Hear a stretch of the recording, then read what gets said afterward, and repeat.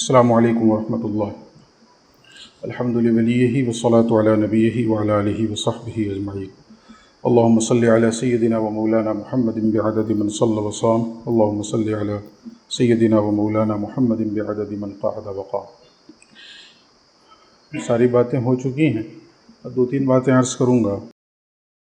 ہم کسی بھی معاشرے میں بحیثیت داعی یا مدرس یا مبلغ یا امام ہیں تو چونکہ ہم میاں حضور کے فکر سے وابستہ ہیں، تو سب سے پہلے ذمہ داری جو میری سمجھ میں آ رہی وہ یہ ہے کہ ہم کسی بھی ایسے قول، فعل یا عمل سے گریز کریں جو امت میں تفریق کا سبب بنے۔ اس میں ہمیں اس چیز کا بھی خیال رکھنا ہے کہ وہ مسائل جو امت کے درمیان متفق علیہ نہیں ہیں ان کو ہم برسر ممبر نہ چھیڑیں۔ جب برسر ممبر آئیں تو اسلام کے ریپرزنٹیٹیو بنیں، اسلام کے نمائندہ بنیں۔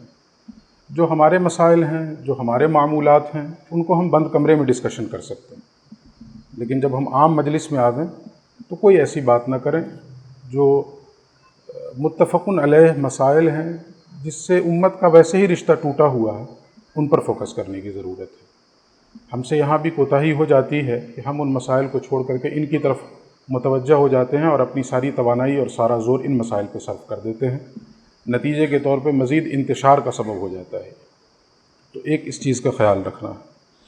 دوسری چیز یہ ہے کہ ہم میں سے ہر شخص کو اس بات کی فکر تو رہتی ہے کہ ہم تعلیمی انقلاب برپا کریں، لیکن دو چیزیں پیش نظر رکھیں۔ ایک تو یہ کہ ہم معلم انسانیت اور معلم کائنات کی امت ہیں، معلم مسلم کی امت نہیں ہے، ہم معلم انسانیت اور معلم کائنات کی امت ہیں۔ تو جب بھی ہم تعلیمی انقلاب کی بات کریں تو صرف مسلمانوں کی تعلیم کا فوکس نہ کریں، بلکہ اس سماج میں یہ پیغام دیں کہ ہم سارے سماج کی تعلیم میں ایک انقلاب برپا کرنے کی کوشش کر رہے ہیں۔ آپ میٹنگ کال کریں تعلیمی انقلاب کے لیے تو صرف مسلمانوں کو مدعو نہ کریں، بلکہ اس علاقے اور اس سماج میں رہنے والے جو سربراوردہ غیر مسلم حضرات ہیں ان کو بھی مدعو کریں، اور ان سے بھی بڑی محبت کے ساتھ اور بڑے پیار کے ساتھ اس چیز کو ان کے ذہن و دماغ میں اتاریں کہ اللہ نے آپ کو بھی، یا آپ اپنی زبان میں جو کہہ لیں، بھگوان نے آپ کو، ایشور نے آپ کو دولت دی ہے، تو آپ اس دولت کا حصہ اپنے سماج کی تعلیم میں کتنا صرف کر رہے ہیں۔ مسلمانوں کو خطاب کر کے کہیں کہ آپ مسلمان ہیں، اللہ نے آپ کو دولت دی ہے، چلیے آپ مسلمانوں ہی پہ صرف کیجئے۔ آپ غیر مسلم ہیں، آپ اپنے غیر مسلم بھائیوں پہ صرف کیجئے۔ تو اس سے ایک سماج میں ایک ہماری امیج بھی بنے گی، اور جو ملکی حالات ہیں ان حالات میں بہت حد تک ایک تبدیلی پیدا ہوگی۔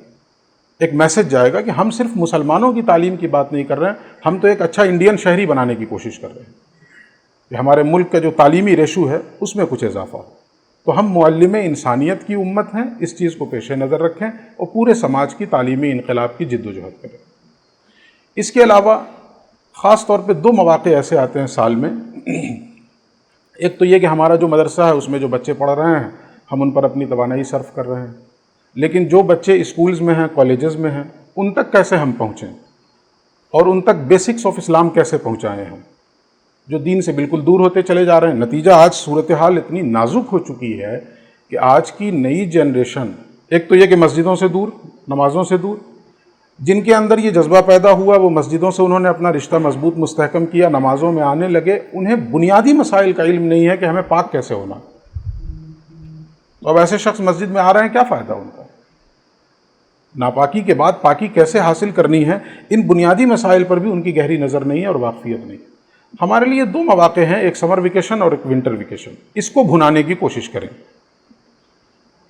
سمر ویکیشن کا موقع آوے، جیسے کہ ابھی ایک ورک شاپ ہوا بچوں کے درمیان، تو ہم ایک ورک شاپ کی شکل میں 2 روز کا، 3 روز کا، 4 روز کا، 5 روز کا اپنی استطاعت کے مطابق اور حالات کے مطابق ایک ہفتے کا ایک کیمپ لگائیں، اور اس میں ان تمام بچوں کو مدعو کریں جو کالجز میں ہیں، اسکولز میں ہیں، یونیورسٹیز میں ہیں، باشعور ہیں، جن کو سمجھنے بوجھنے کی صلاحیت ہے۔ الف بے والوں کو نہ بلا لیں، LKG UKG والوں کو نہ بلا لیں، اس سے ہماری توانائی صرف ہوگی، وقت کا ضیاع ہوگا۔ ایسے باشعور لوگوں کو بلائیے جن سے کم وقتوں میں ہم زیادہ سے زیادہ ان تک اپنی بات پہنچا سکتے ہیں۔ تو سمر ویکیشن اور ونٹر ویکیشن کا استعمال بھرپور انداز میں دعوت و تبلیغ کے نقطہ نظر سے کیا جا سکتا ہے، اور اس کے بہتر نتائج مرتب ہوں گے انشاءاللہ۔ اس پر فوکس کرنے کی ضرورت ہے۔ ہمارے یہاں ہوتا کیا ہے، کل میں نے ایک بات کہی ماں مجیب صاحب سے تو انہوں نے کہا کہ اس کو ذکر کیجیے جائے. ہمارے یہاں ہوتا کہ عام طور سے چونکہ ہم لوگ رسم کے بندے ہیں، نکاح پڑھانا ہماری ذمہ داری ہوتی ہے. ہم نکاح میں جائیں گے تو ارے بھائی بہت زیادہ ضرورت محسوس ہو رہی ہے آپ کی تو پہلا کلمہ پڑھا دیجیے. اگر بہت خطرات محسوس ہو رہے ہیں کہ پتہ نہیں غیر شعوری طور پہ کوئی کفر وفر کر بیٹھا ہوگا تو اتنا کافی ہے، لا الہ الا اللہ محمد الرسول اللہ، یا شہادت کے الفاظ کے ساتھ پڑھوا دیجیے اشہد ان لا الہ الا اللہ و اشہد ان محمدًا عبدہ و رسولہ. مگر نہیں، اس موقع پہ ہم اپنی پوری قابلیت انڈیل کے رکھتے ہیں. ایمان مجمل اور ایمان مفصل تک پڑھانے کی کوشش ہوتی ہے اور وہاں جا کر کے جو ہے اس کو مخارج درست کرواتے ہیں. اور نتیجہ کیا ہوتا ہے کہ وہ ویڈیو سوشل میڈیا پہ آتے ہیں اور توہین کا سبب بنتی ہے. وہ ابھی ایک ویڈیو دیکھا، مولوی صاحب اس کو وحدہ وحدہ اور وہ ہدہو ہدہو کر رہا ہے. تو توہین کا سبب ہے نا. ہمیں سوچنے کی چیز ہے کہ ہم 20 سال سے وہاں امام ہیں، وہ بچہ اچانک جوان ہو کے شادی کے لائق تو نہیں ہو گیا ہے. وہ اچانک سے تو شادی کے لائق نہیں ہو گیا جس کا نکاح پڑھانے کا ہمیں موقع مل رہا ہے. ہم اس کے یہاں 20 سال 25 سال سے امام ہیں. ہم نے ان 20-25 سالوں میں اسے اس قابل کیوں نہیں کیا کہ آج ہم جا کے وحدہ درست کروا رہے ہیں اس کو. تو ان مواقع پہ، سمر ویکیشن اور ونٹر ویکیشن کے مواقع پہ ہم اس چیز پر اپنا وقت صرف کر سکتے ہیں. وہ ایک شعر میاں حضور کی مجلس میں اکثر ہم لوگ سنتے آئے ہیں کہ جام سے باہر نکل کر اس کو چھا جانے تو دو، پھر جو آئیں گے وہ دم صحبہ کا بھرتے جائیں گے. السلام علیکم ورحمۃ اللہ وبرکاتہ.